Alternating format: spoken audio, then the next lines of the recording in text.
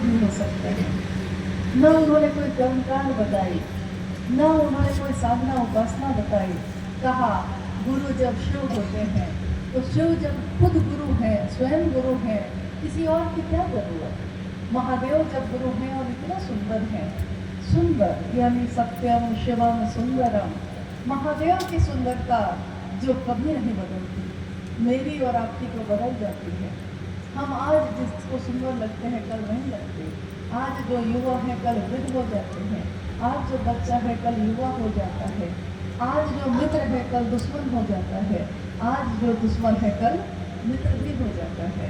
यानी हमारे आपके संबंध तो पल प्रतिपल बदलते रहते हैं। मौसम भी इतना नहीं बदलता जितना आज इंसान बदलने लगा। नहीं, इतने रंग बदलते हैं। क्या कभी सुना है कि महादेव का सत्य बदल गया, महादेव की सुंदरता बदल गई? एक ऐसी सुंदरता जिसका क्षय नहीं होता कभी, एक ऐसा सत्य जो कभी नहीं बदलता, हमेशा जो था है और रहेगा। महादेव से साहब श्री ने वैसे महादेव से हमको आपको मिलवाया। ये गुरु भाई जो पंक्ति गा रहे थे, जब देश आजाद हुआ था तो उसी के तर्ज पे ये गीत अभी बज रहा था। इंसाफ की डगर पे बच्चों दिखाओ चल के, ये देश है तुम्हारा, नेता तुम ही हो कल के। ये गीत बजते थे उस समय जब देश आजाद हुआ था, क्योंकि देश को आजादी मिली थी लाखों लोगों के जीवन की आहुति देकर। एक स्वतंत्र देश में, एक आजाद देश में आज हम आप जी रहे हैं, लेकिन आज जो जी रहे हैं उन लोगों के कारण जी रहे हैं जिन्होंने अपने प्राण न्यौछावर किए भारत की इस भूमि पे। तब हम आप आज आजाद देश में जी रहे हैं। मानसिक गुलामी से स्वतंत्रता 1948 में जन्मे उस बालक ने जब आने वाले समय में लोगों को इससे स्वतंत्र कराया,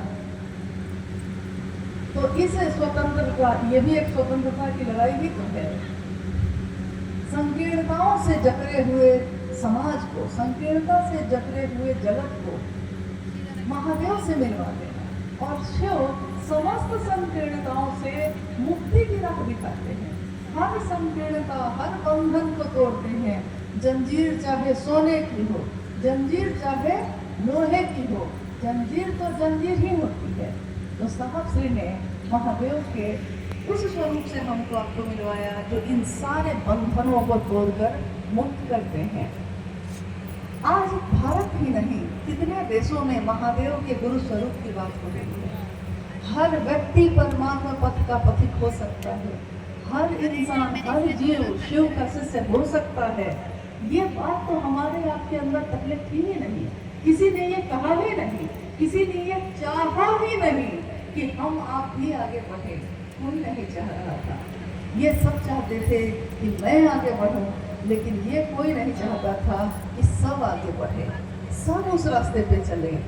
ये रास्ता जो उस समय बना भी नहीं था, अध्यात्म का ये रास्ता जो किसी ने किसी के लिए बनाया ही नहीं, खुद तो बनाया, खुद गया, लेकिन दूसरों के लिए वो रास्ता छोड़ा नहीं। कहते हैं ना, सीढ़ियों से छत पे तो चले गए और सीढ़ियों को फिर से छत पे खींच लिया ताकि कोई दूसरा चढ़ ही नहीं सके। लेकिन साहब श्री ने अपने जीवन को सीढ़ी बनाया सबके लिए। तब आज हम और आप शिव की उस छत पे जाके खड़े होते आजाद मन से, मन में जो आता है तो कहते हैं, लेकिन हम भूल जाते हैं कि जिसके कारण ये आए हैं, बात तो उसी की करनी होगी, बात तो उन्हीं की होगी।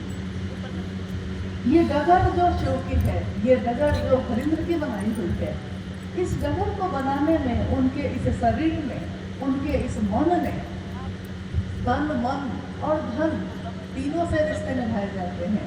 तीनों से जो रिश्ते उन्होंने निभाए होंगे उसमें बहुत कुछ हुआ तो होगा, क्या क्या ना हुआ होगा, कितने लोगों ने देखा होगा, नहीं देखा होगा। आज जब हमारे लिए रास्ता बन गया और हम उस रास्ते पे चलने लगे, तो देखने में आता है कि कोई अपने मन से जो मन हो वो करता है, कोई कुछ करता है, कोई कुछ करता है। साहब के डगर पे तो चलेंगे। साहब ने एक बार कहा, देखिए अभी मुझको वो बात याद आई कि जगह जगह से खबर आने शुरू हुई उस समय, ऐसा हो रहा है, ऐसा हो रहा है। साहब ने कहा कि आज इस आकाश में सब अपना अपना हेलीकॉप्टर उड़ा रहा है, कोई हवाई जहाज उड़ा रहा है, कोई हेलीकॉप्टर उड़ा रहा है। एरोड्रम एक जगह होती है, इस एरोड्रम को बनाने में मैंने और नीलम ने क्या क्या ना सहा, और जब एरोड्रम बन गया है तो सब अपना अपना जहाज उड़ा रहा है, लेकिन ये भूल गया है कि अगर एरोड्रम का रास्ता भूल जाएगा तो उतरेगा कहाँ? उड़ तो जाएगा आकाश में, उतरेगा कहाँ? कुछ दिन के कर्मफल में आपको उड़ने में मदद तो कर देंगे, लेकिन जब उतरना चाहिएगा तो वो जगह ही नहीं बचेगी। इसलिए उन्होंने बार बार सभी लोगों से ये अनुनय किया और अनुरोध भी किया, ऋणी भी हुए उन समस्त लोगों के लिए जिन्होंने अपने गुरु के काम में उनकी मदद की। ये वो लोग थे जो निर्बल थे, जिनके पास निर्बल सामर्थ्य था, न बहुत बड़े लोग थे, न बहुत बड़ी संपत्ति थी, न बहुत सुविधा थी, लेकिन अपने निर्बल सामर्थ्य में उन्होंने महादेव का काम आगे बढ़ाया, साहब श्री का साथ दिया।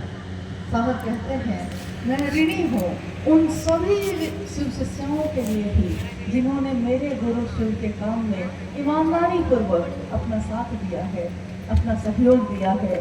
और मैं शिव का शिष्य हरिंद्रानंद अवनत हूँ उन समस्त शिव शिष्यों के लिए जिन्होंने मेरे कहे अनुसार इस रास्ते पे आगे बढ़ने का काम किया है, दूसरों को शिव से जोड़ा है। मेरे गुरु शिव ने एक दिन कहा था कि तुम जो करते हो वो दूसरों को करने के लिए नहीं कहते, और मैं ये कहता हूँ कि जो मैंने अपने गुरु के आदेश से करना शुरू किया, उस आदेश के अंदर ये पूरी दुनिया आती है, दुनिया के सारे लोग आते हैं। मैंने लोगों से यही कहा कि जो तुम्हारी सामर्थ्य है, इस पे बहुत गौर करने की बात है। उन्होंने साहब ने कहा कि जो आपकी सामर्थ्य है, जो हमारी सामर्थ्य है, उस सामर्थ्य में हमने महादेव के लिए क्या किया, ये मेरी निजी बात है, ये मेरे गुरु और मेरे शिष्यता की बात है। हम रहते भीड़ में हैं, लेकिन हर आदमी की अपनी यात्रा है, सबके साथ चलते हैं, सबके साथ रहते हैं, लेकिन यात्रा की अपनी सबकी निशान व्यक्तिगत है।